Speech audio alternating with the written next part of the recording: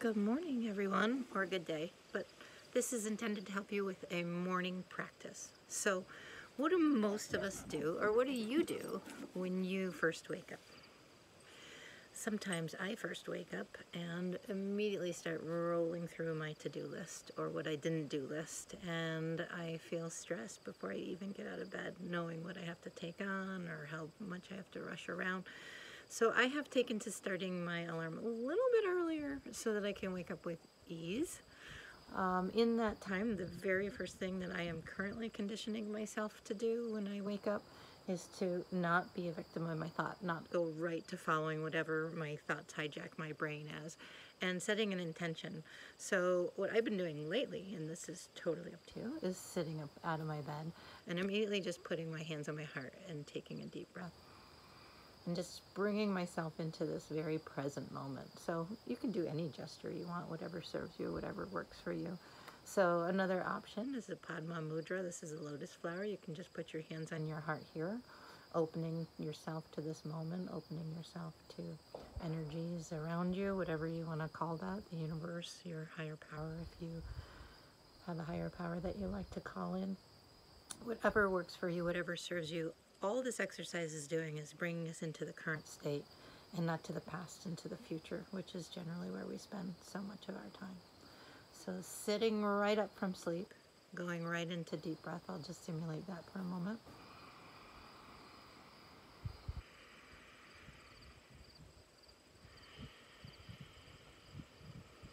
You can do this with your eyes open or closed. So obviously with your eyes closed, you can do this with me now.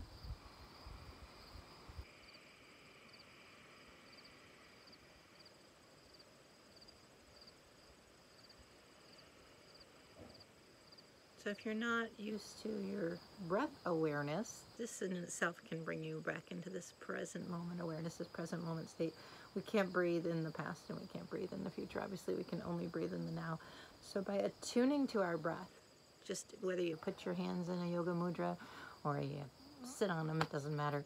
Attuning to our breath is drawing us into this present moment. You may have also noticed that my breath is a little long and slow. So I'm calibrating my breath. I'm doing what's called an ujjayi. That's a Sanskrit word, a fancy word to say making the ocean sound, an ujjayi breath. You can hear me hissing. Sort of sounds like the ocean and sort of sounds like a leaky tire. And what I'm doing is calibrating the breath in the back of the throat. So you maybe, or know someone who does, snore a little. What we're doing is an exaggerated ujjayi breath. So if someone tells you you snore, you can now say, I don't snore, I exaggerate my ujjayi breath. The soft palate, the top back of the throat, and the larynx close off. You can feel that when you go ahead and intentionally snore. So sorry for making that weird sound for you, but do that a little bit. Do it a fraction, maybe a quarter of the snore. And you got yourself your new calibrated, slower breath. In exercise, you've seen people go. So that's another way to calibrate the breath. But the reason we don't use that in the yoga breathing is because you're actually tensing muscles of the face, and we want to keep the face nice and relaxed. For that ujjayi breath, you do it internally.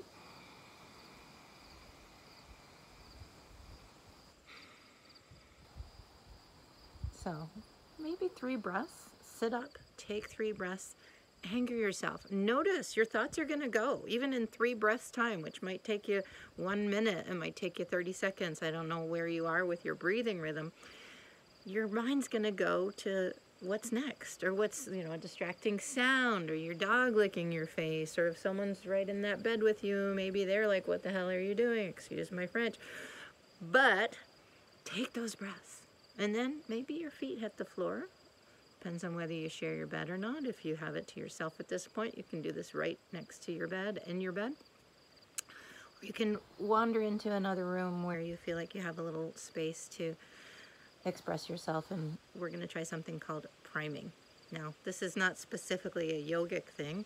I actually don't know specifically the origin of this, but I can tell you that I learned it from Tony Robbins. So you've probably heard of Tony Robbins, a really motivational life coach. And this priming elevates our natural state. It elevates endorphins in our body and kind of gets us in ready-go mode. So this is a great thing to do after waking up, where you kind of want to put yourself in that ready state. I know many of you who are just now returning back to work, you really need to be in your ready state. There's so much for you to deal with.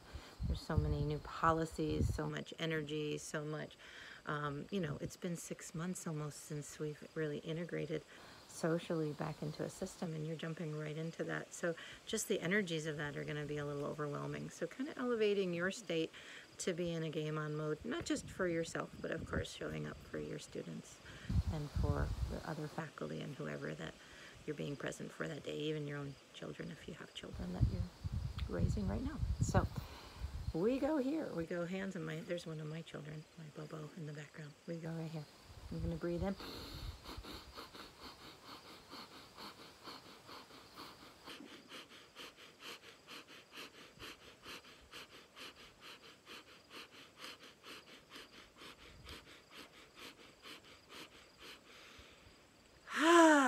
And then I put my hands back on my heart, because that's kind of how I give myself a little comfort. And I call to mind something that I'm grateful for. I'm grateful that the sun rose today. I'm grateful to see a blue sky. I'm grateful that I woke up and I have the blessing and opportunity to have a practice like this where I'm safe. There's a million things that we can be grateful for, but often our mind jets to what's wrong. So that's our priming breath in and out through the nose. I'm going to do it one more time with you. Generally, I do 3 sets of 10, so we can try that again. Sometimes you might need to blow your nose first.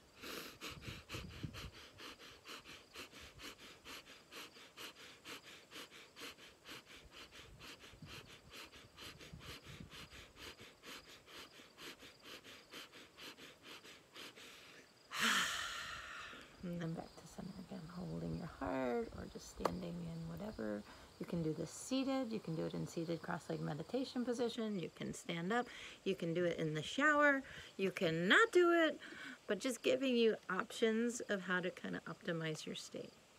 Now next, what I do, and you can do whatever you want. Many of you might have to run down and start that coffee or grab your cup of coffee.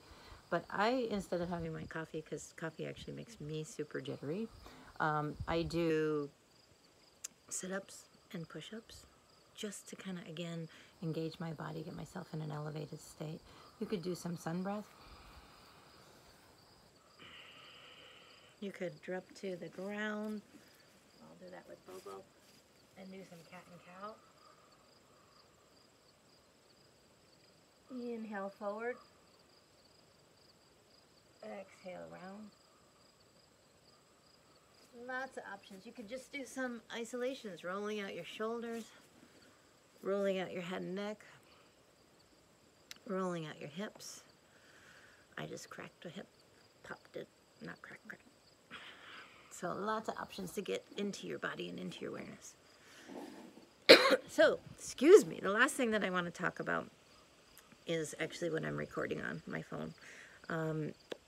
These things, as you know, if you have children and you watch their faces get sucked into the screen, or you have a spouse or a partner or a friend that is constantly on the phone in front of you, or maybe, just maybe, you're like me and you get sucked into your phone too. So it's really tempting to grab that first thing in the day and kind of say, oh, what's the weather and what's the news and what do I have to be aware of, what emails came in, what texts came in, what do I have to address? But this phone takes your face like, and takes you away from the present moment. It takes you into past and future. So there's no way around that. So, and how often do you have your phone in your hand at 6, 7 o'clock in the morning, and you're like, well, good thing I picked up my phone because now I feel better? I don't think I've ever said that. Unless I heard from a loved one that they're okay or whatever. But generally, my phone is my to-do list. Not something that really makes me feel full. However, I look to it to kind of be like, well, let me get through this whole list and let me straighten out all my emails and answer all my texts, and then I can relax. So I've had to reframe that for myself, that I'm going to relax, I'm going to center, I'm going to anchor, and I'm going to ground.